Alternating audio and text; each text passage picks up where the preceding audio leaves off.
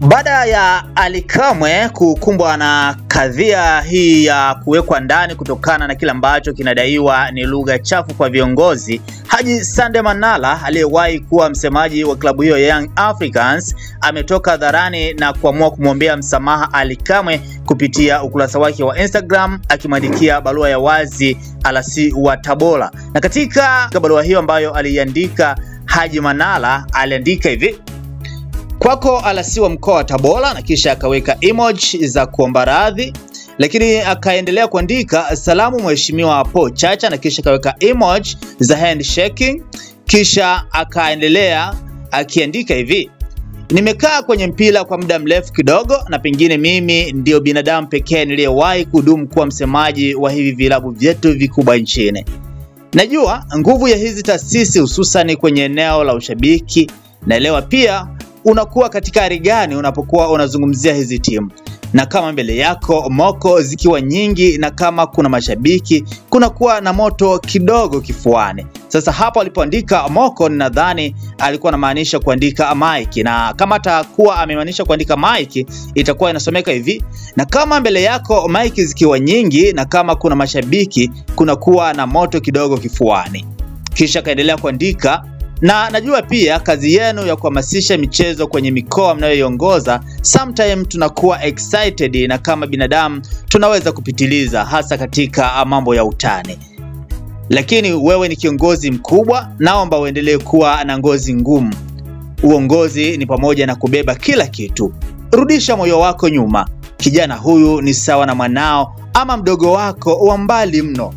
Naelewa kwa nafasi yako ukiwa mkoani kwako unahitaji heshima, na kwa lika lako ni rahisi kutambua situation zetu za mambo ya kimpira.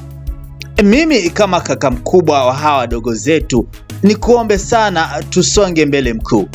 Na sitaki kwenye barua hii kusema chochote katika kutafuta mkosoaji, lakini kwako kama mkubwa tunakuomba limalize hili, na kwa dhati ni kuombe ulipokwazika samehe. Sisi bado tunaendelea kujifunza, na kwenye kujifunza maybe tunaweza kuteleza." Kisha akaandika quotation moja ambayo iliandikwa na Jim Carter. Ilikuwa ni tarehe 2 mwezi wa 8 mwaka ule wa 1987. Sasa kwenye quotation hii inasema, "Hajawa mjinga yule ajishushaye kwa mkubwa kusema samahani hata kwa kile unachoona upo sahihi."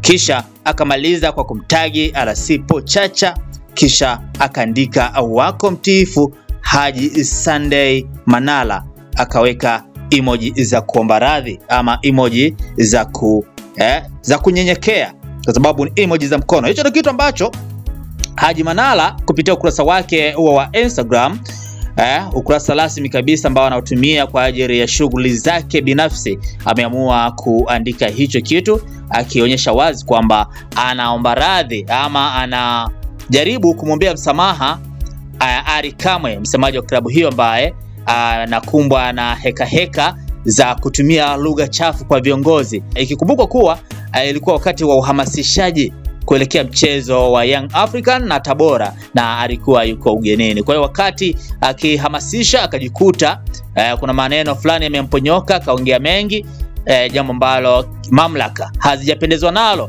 na zikaona kwamba lugha iliyotumika pale ilikuwa haifai kutumika, kwa sababu aliyekuwa anaambiwa alikuwa ni kiongozi mkubwa, tena si mkubwa tu, ambaye amepewa dhamana ya kumwakilisha Rais wa Jamhuri ya Muungano wa Tanzania Dr. Hassan Samia Suluhu, kuhakikisha kuwa mambo yote yanakaa sawa. Kwa hiyo kutumia lugha ile ambayo alitumia Ally Kamwe haikuwa staha. Kwa hivyo ikabidi vyombo vya ulinzi na usalama vimchukue kwa ajili ya mahojiano zaidi, na baadaye taarifa zinaeleza wazi kuwa ameachiwa kwa dhamana na atatakiwa kuripoti katika kituo hicho tarehe 21 mwezi Aprili 2025, na ameruhusiwa pia katika dhamana hiyo kutoka nje ya mkoa wa Tabora. Hicho ndio kitu ambacho kinajiri mpaka sasa, huku tukiendelea kusubiri mengine zaidi ambayo yanaweza kujitokeza kwa siku za hivi karibuni, kwa maana kwamba maamuzi ya vyombo vya ulinzi na usalama vitakuwa vipi, lakini pia pengine mkuu wa mkoa wa Tabora yeye mwenyewe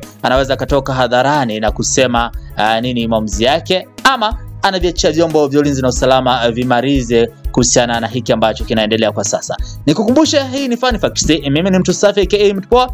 Usisahau kusubscribe, kulike na comment, lakini pia usisahau kutufollow kwenye mitandao yote ya kijamii. Hapa Facebook na Instagram tunatumia mtu poa, kule TikTok ni mtu safi, lakini pia ukumbuke kwamba YouTube ndio sehemu pekee ambayo tunatumia Simulizi Forum TV, na hapo ndipo ambapo unaweza kupata mambo mengi zaidi. So, nikwage kwa sasa, tukutane wakati mwingine. Bye bye.